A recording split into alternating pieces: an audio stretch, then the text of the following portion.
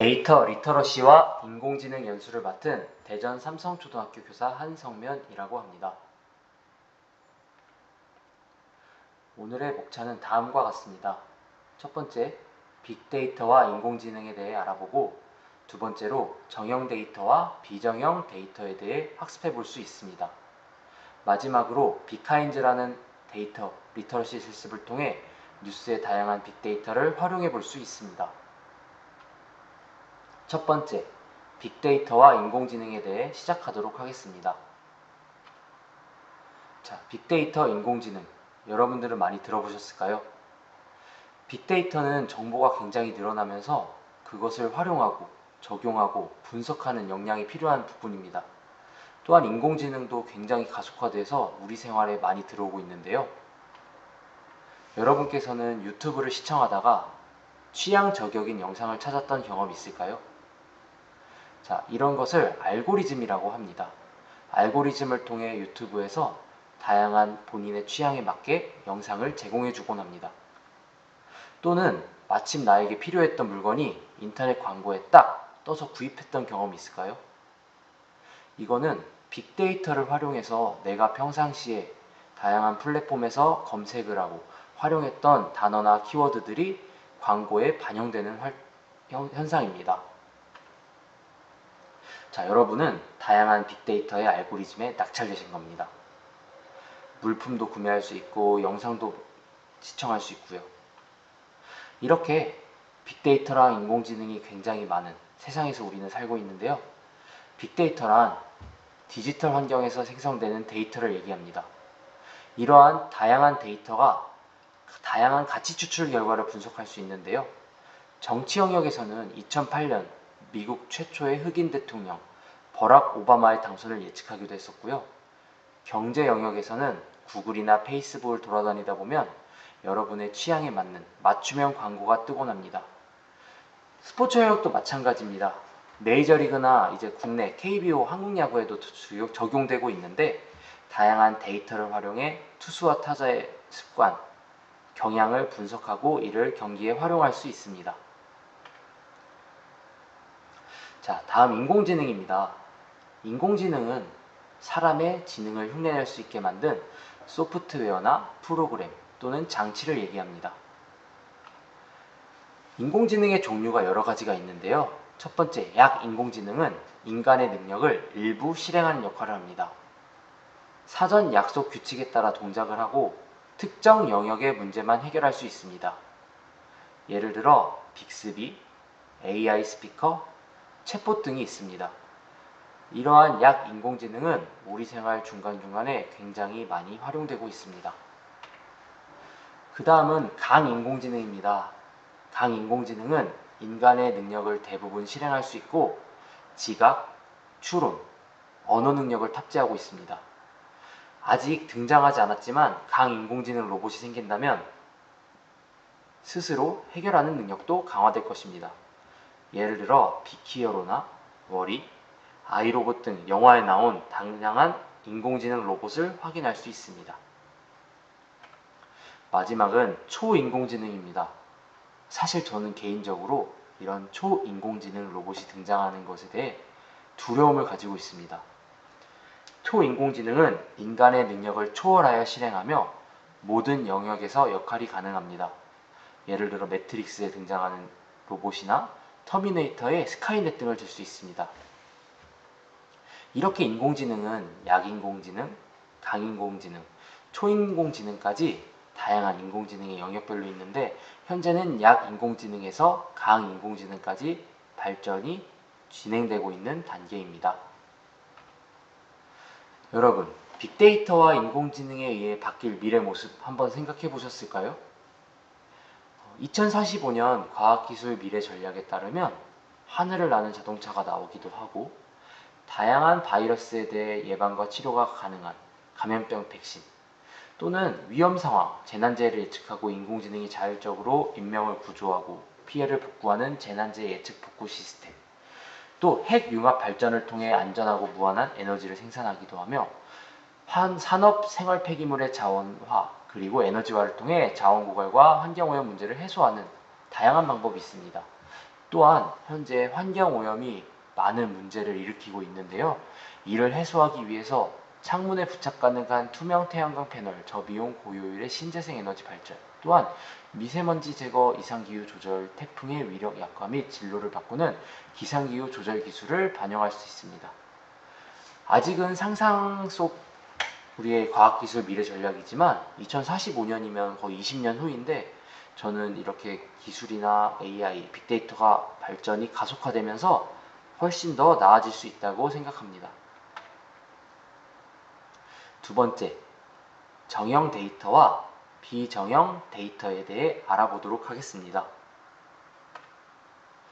다음 이야기를 읽고 한번 데이터를 찾아보겠습니다.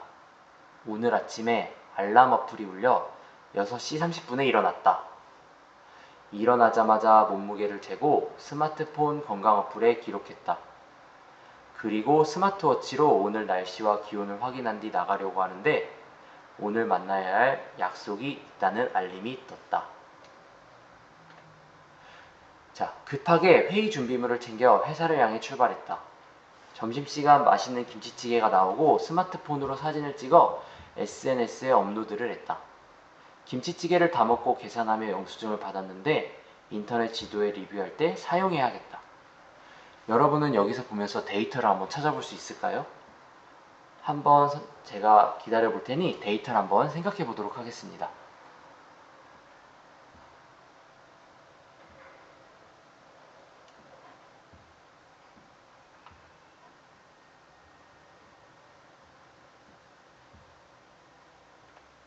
자, 첫 번째, 알람 어플이 울려 6시 30분에 일어났다. 여러분은 집에서 알람 어플을 사용하시나요? 저 같은 경우도 월요일부터 금요일까지 알람 어플을 사용하고 있는데 이건 어떤 데이터를 사용하는 걸까요? 자, 6시 30분 알람 어플은 여러분이 스마트폰에 저장하는 기상시간 또는 알람 설정 시간이 데이터로 저장돼서 활용되는 걸 볼 수 있습니다. 다음, 몸무게를 재고 스마트폰 건강 어플. 자, 이거는 어떤 데이터일까요? 저도 아침에 일어나게 되면 자연스럽게 몸무게를 확인해보고 스마트폰에 연동되어 있는 헬스에 입력이 되는데요. 자, 몸무게 스마트폰 건강 어플은 몸무게가 숫자 데이터로 몇 킬로그램 데이터로 저장되는 걸 확인할 수 있습니다. 이를 통해서 자신의 건강 상태나 몸무게 상태, 체지방률 이런 것들을 확인할 수 있습니다. 자, 그 다음 요즘 많이 쓰시는 스마트워치로 오늘의 날씨와 기온을 확인. 스마트워치로 날씨와 기온을 확인하는 건 어떤 데이터일까요? 자, 스마트워치로 날씨랑 기온을 확인하게 되면 내가 머무르는 지역의 날씨, 기온이 데이터로 확인할 수 있습니다. 이러한 데이터로 확인을 하게 되면 다양한 기능들이 있는데요. 내가 어느 지역, 어느 장소, 어느 시간에 가더라도 그 지역의 날씨를 실시간으로 확인할 수 있고 즉각적으로 대처가 가능합니다. 오늘 만나야 할 회의 약속. 현대인들은 정말 바쁘게 생활하고 있는데요. 저 같은 경우도 하루에 뭘 해야겠다 써놓지 않으면 까먹고 잃어버리고 놓치는 경우가 많습니다. 그래서 회의 약속 알람을 작성해 놓는 경우 해야 할 일정 데이터가 저장되고 이 데이터가 저한테 알람으로 떠서 다양하게 활동을 진행할 수 있습니다. 자, 그 다음 회사를 향해 출발하고 스마트폰으로 사진을 찍는다. 스마트폰으로 사진을 촬영하는 것은 사진 데이터가 스마트폰에 저장되는 걸 확인할 수 있습니다. 저 같은 경우도 다양한 추억, 경험, 노력들을 사진이나 영상에 많이 담아놓는 편인데요. 그 사진 또한 데이터가 되어 스마트폰에 저장되고 그걸 또 클라우드에 옮겨서 그 클라우드의 데이터로 저장되기도 합니다. 자, SNS에 업로드하고 인터넷 지도에 리뷰할 때 사용하는 이런 것들은 리뷰 데이터가 저장되는 것을 확인할 수 있습니다. 어떤 데이터일까요? 네, 영수증은 계산한 메뉴, 시간, 가격 데이터가 다양한 정보로 저장되는 것을 말합니다. 자, 정형 데이터는 어떤 데이터가 형식이 정해져 있고 그렇지만 비정형 데이터는 데이터의 양식이 정해져 있지 않고 다양하게 활용할 수 있는 그런 데이터를 얘기합니다. 우리 생활 속에서는 데이터가 정말 무궁무진하게 사용됩니다.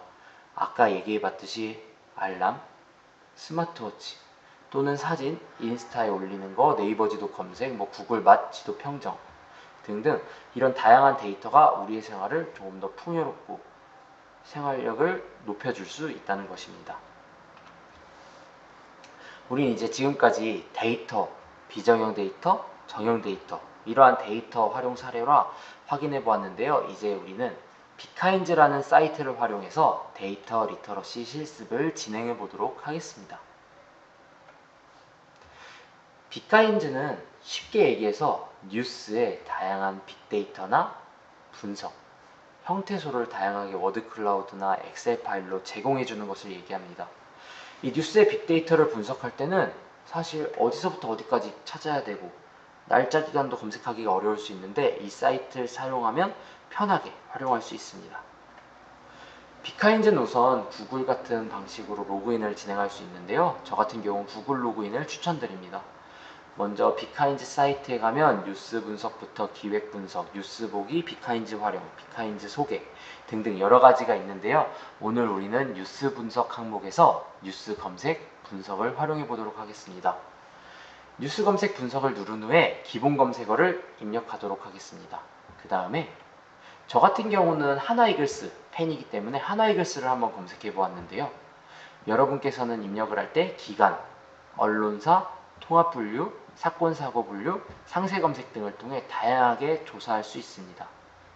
기간의 경우는 1일부터 1주, 1개월, 3개월, 6개월, 1년 전체까지 확인할 수 있는데요. 언론사도 마찬가지로 중앙지, 방송국, 신문사 다양하게 확인할 수 있습니다. 통합분류의 경우는 정치, 경제, 사회 등 우리 생활에서 다양한 신문에 이렇게 안내하는 사회 분야 등 다양한 분야를 반영해 줄 수 있습니다. 이따 제가 한번 PPT로 보여드리고 실습을 통해 한번 같이 확인해 보겠습니다. 자, 여러분께서 이제 저 같은 경우는 스포츠 뉴스 그리고 중앙, KBS, MBC, SBS 그리고 기간은 6개월 정도로 해가지고 하나이글스를 검색해 보았는데요. 최근 하나이글스의 가장 큰 화두는 그렇죠. 류현진 선수의 방문이었습니다. 그러니까 이제 류현진에 대한 용어라든지 이런 게 여러 가지가 나옵니다. 저 같은 경우는 여기서 통합분류해서 스포츠를 이렇게 한정 지었고요. 뉴스라든지 인용문이라든지 사설 그것도 확인할 수 있습니다. 그래서 보면 하나이글스 또는 영어 하나이글스로 뉴스 검색이 475건이다. 확인할 수 있습니다. 다음에는 연관어 분석을 할 수가 있습니다. 연관어 분석을 하기 위해서는 데이터 다운로드도 확인할 수 있고 관계도 분석도 할 수 있고 키워드 트렌드도 확인할 수 있는데 가장 직관적으로 워드클라우드로 확인할 수 있는 방법은 연관어 분석입니다. 뉴스 분석의 건수를 100건부터 1000건까지 100, 300, 500, 800, 1000건까지 설정할 수가 있고요. 차트의 선택은 워드클라우드나 막대 그래프로 할 수 있습니다. 데이터 유형 또한 가중치를 넣을 수도 있고 또는 기사 건수를 넣어가지고 다양하게 활용할 수 있는데요. 한번 연관어 분석을 확인해 볼까요?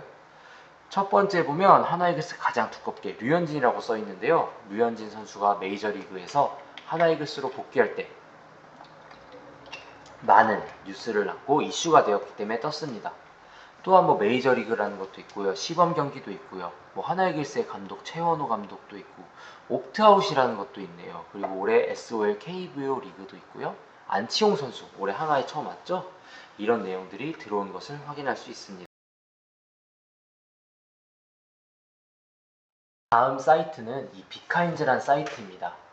빅카인즈는 뉴스 분석부터 기획 분석, 뉴스 보기, 빅카인즈 활용, 빅카인즈 소개 그리고 금일 뉴스가 수집되는 건수나 전체 뉴스 수집을 확인할 수 있습니다. 그래서 보면 오늘의 뉴스도 있고 이슈별, 언론사별, 나의 관심 뉴스도 키워드 등록해서 확인할 수 있고요. 오늘의 뉴스 키워드, 정치, 경제, 사회, 문화, 국제, 지역, 스포츠, IT, 과학까지 확인할 수가 있습니다. 자, 그러면 우리가 한번 확인해 볼 거는 뉴스 분석에서 뉴스 검색 분석을 확인해 보도록 하겠습니다. 저희 반의 경우 현재 지구온난화에 대해서 학생들이 공부를 하고 있는데요. 지구온난화를 검색을 하고 맨 처음에 기간을 설정할 수 있습니다. 기간은 1일부터 1주, 1개월, 3개월, 6개월, 1년까지 되는데 저 같은 경우는 6개월을 설정하고요. 언론사의 경우는 전국일간지, 경제일간지, 방송사, 전문지까지 이렇게 설정할 수 있습니다. 통합분류의 경우는 정치부터 경제, 사회 선택할 수 있는데 그 안에서도 하위 항목을 선택할 수 있습니다. 저 같은 경우는 환경이 필요하겠고요. 날씨도 필요하겠고요. 이렇게 여러분들도 보면서 필요한 것을 전 산업기업이나 무역, 영향을 좀 받을 수 있고요. 여기 지구온난화에 따라 국제경제도 좀 영향을 받을 수 있기 때문에 정치의 경우는 외교라든지 우리나라에서도 할 수 있는 거니까 선택을 하고요. 이렇게 하위 영역을 다 선택할 수 있습니다. 문화에서도 보면 생활 같은 게 좀 영향을 받을 수 있고 국제는 다 선택해 볼까요? 어차피 세계에 대해 알아야 되니까. 지역은 저희가 살고 있는 대전 선택해 보고요. IT 과학해서 다양하게 과학으로 해서 이런 식으로 체크할 수 있습니다. 사건 사고의 경우에는 범죄가 있고 사고가 있고 산업사고에도 보면 여러 가지가 있습니다. 또는 재해가 있습니다. 저희 같은 경우는 자연재해도 여러 가지가 있는데 재해 한번 다 추가해 보겠습니다. 그리고 사회 문제에서도 사회 문제 갈등을 유발할 수 있으니까. 그리고 적용을 해보면 뉴스가 이렇게 나오는 걸 볼 수 있습니다. 언론사별로 나오고 통합별로 선택한 걸 나오고 여기에 사회도 추가해줘 이러면 조금 더 뉴스를 추가해 줄 수 있습니다. 자, 지구온난화에 뉴스 검색을 확인할 수 있고요. 인용문. 이 인용문 같은 경우에는 어디서 쓰면 좋냐면 친구들이 자료를 만들고 활동을 할 때 어떤 교수님이 인터뷰를 한다, 어떤 교수님 거 자료를 인용한다, 활용할 때 가져와서 쓰면 편리하게 사용할 수 있습니다. 또한 여기 사설문도 함께 확인할 수 있습니다. 이런 식으로.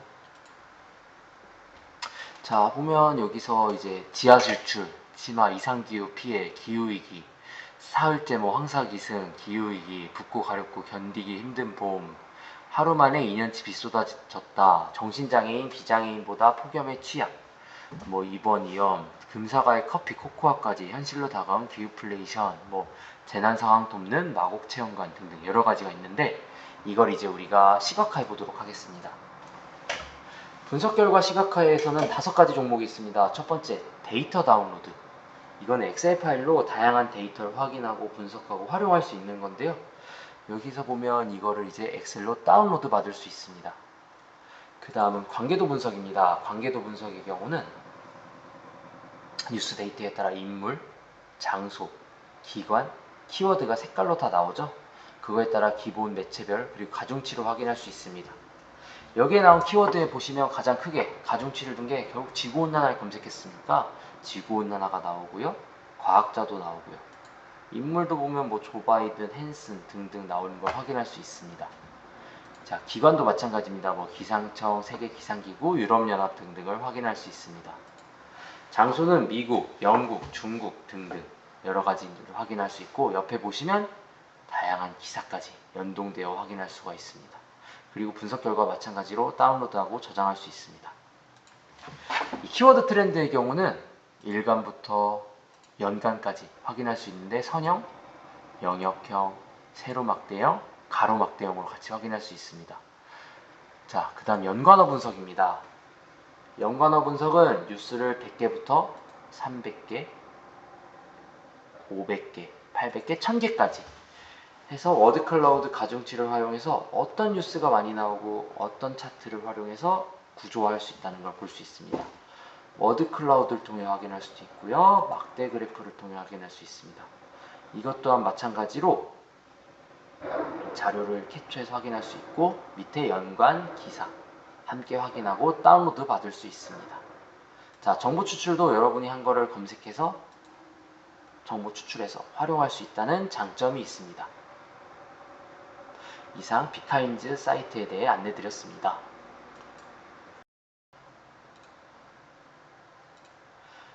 자, 오늘 우리가 이제 비카인즈를 통해서 다양하게 분석 결과를 확인하고 데이터 다운로드, 관계도 분석, 키워드 트렌드까지 해보았는데요.